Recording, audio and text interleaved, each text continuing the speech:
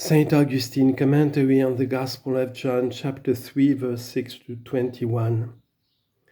And he goes on, and no man has ascended into heaven, but he that came down from heaven, the Son of Man who is in heaven.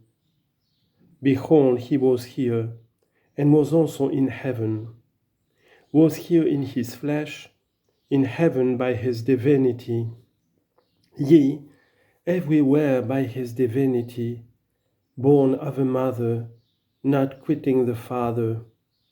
Two nativities of Christ are understood, one divine, the other human, one that by which we were to be made, the other that by which we were to be made anew.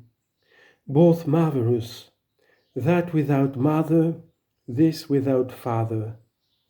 But because he had taken a body of Adam, for Mary was of Adam, and was about to raise that same body again, it was an earthly thing he had said in saying, "Destroy this temple, and in 3 days I will raise it up." But this was a heavenly thing when he said, "Except a man be born again of water and of the Spirit, he shall not see the kingdom of God." Come then, brethren, God has willed to be the Son of Man, and willed men to be sons of God. He came down for our sakes. Let us ascend for his sake. For he alone descended and ascended, he who said, "No man has ascended into heaven, but he who came down from heaven." Are they not therefore to ascend into heaven whom he makes sons of God? Certainly they are. This is the promise to us. They shall be equal to the angels of God. Matthew chapter 22, verse 30. Then how is it that no man ascends but he that descended? Because one only descended, only one ascends. What of the rest? What are we to understand but that they shall be his members, that one may ascend? Therefore it follows that no man has ascended into heaven, but he who came down from heaven, the Son of Man who is in heaven. Do you marvel that he was both here and in heaven? Such he made his disciples. Hear the Apostle Paul saying, "But our conversation is in heaven." Philippians chapter 3, verse 20. If the Apostle Paul, a man who walked in the flesh on earth, and yet had his conversation in heaven, was the God of heaven and earth not able to be both in heaven and on earth? Therefore, if known but he descended and ascended, what hope is there for the rest? The hope for the rest is this, that he came down in order that in him and with him there might be one, who should ascend through him. He says not, "and to seeds," says the Apostle, "as in many, but as in one, and to your seed, which is Christ." And to believers he says, "And you are Christ's, and if Christ's, then are Abraham's seed." Galatians chapter 3, verse 16 and 29. What he said to be one, that he said that we are all. Hence in the Psalms, many sometimes sing to show that one is made of many, sometimes one sings to show what is made of many. Therefore, was it only one that was healed in the pool, and whoever else went down into it was not healed? Now, this one shows forth the oneness of the Church. Woe to them who hate unity and make to themselves parties among men. Let them hear him who wished to make them one in one for one. Let them hear him who says, "Be not you making many. I have planted, Apollos watered, but God gave the increase. But neither he that plants is anything, neither he that waters, but God that gives the increase. 1 Corinthians chapter 3, verse 6 and 7. They were saying, I am of Paul, I of Apollos, I of Cephas, and he says, Is Christ divided? Be you in one, be one thing, be one person. No man has ascended into heaven, but he who came down from heaven. Lo, we wish to be yours, they said to Paul. And he said to them, I will not that you be Paul's, but be you his, whose is Paul together with you. For he came down and died, and by that death delivered us from death. Being slain by death, he slew death.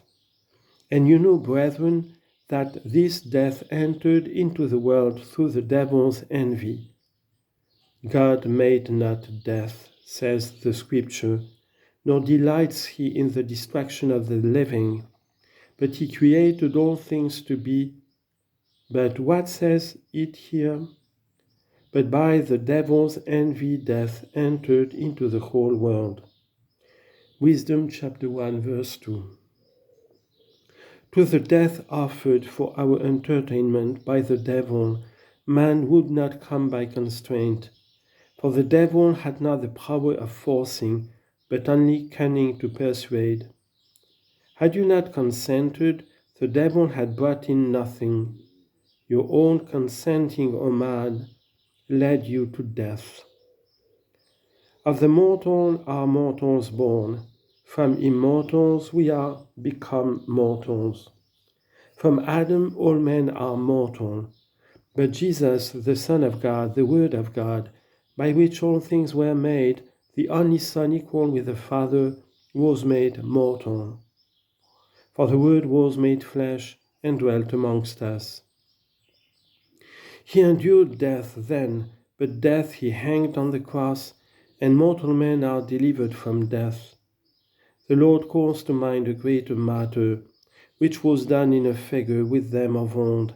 And as Moses, says he, lifted up the serpent in the wilderness, so must the Son of Man be lifted up, that every one who believes on him may not perish, but have everlasting life. A great mystery is here, a great mystery, as they who read know. Again let them hear, as well they who have not read, as they who have forgotten what perhaps they had heard or read.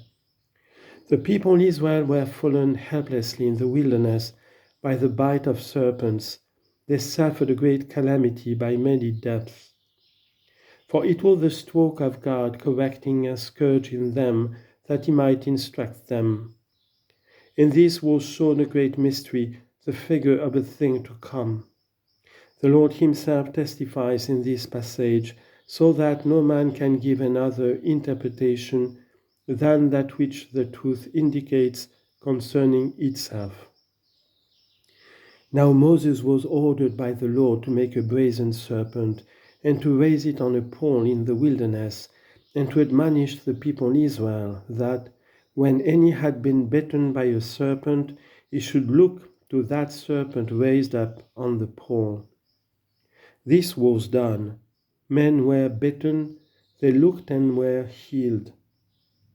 Numbers chapter 21, verse 6 to 9. What are the biting serpents? Sins, from the mortality of the flesh. What is the serpent lifted up? The Lord's death on the cross. For as death came by the serpent, it was figured by the image of a serpent. The serpent's bite was deadly. The Lord's death is life-giving. The serpent is gazed on that the serpent may have no power. What is this? A death is said, the death of life. Aye, for it may be said, but said wonderfully. But should it not be spoken, seeing it was a thing to be done? Shall I hesitate to utter that which the Lord has deigned to do for me?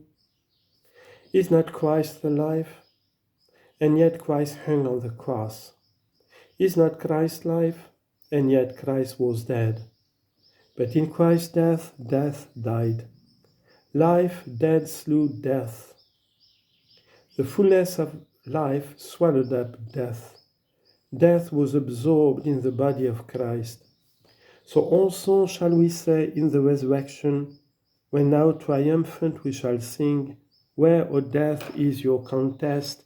Where, O death, is your sting? 1 Corinthians chapter 15, verse 54. Meanwhile, brethren, that we may be healed from sin, let us now gaze on Christ crucified. For as Moses, says he, lifted up the serpent in the wilderness, so must the Son of Man be lifted up, that whosoever believes on him may not perish, but have everlasting life. Just as they who looked on that serpent perished not by the serpent's bites, so they who look in faith on Christ's death are healed from the bites of sins. But those were healed from death to temporal life, while here he says that they may have everlasting life. Now, there is this difference between the figurative image and the real thing. The figure procured temporal life, the reality of which, that was the figure, procures eternal life.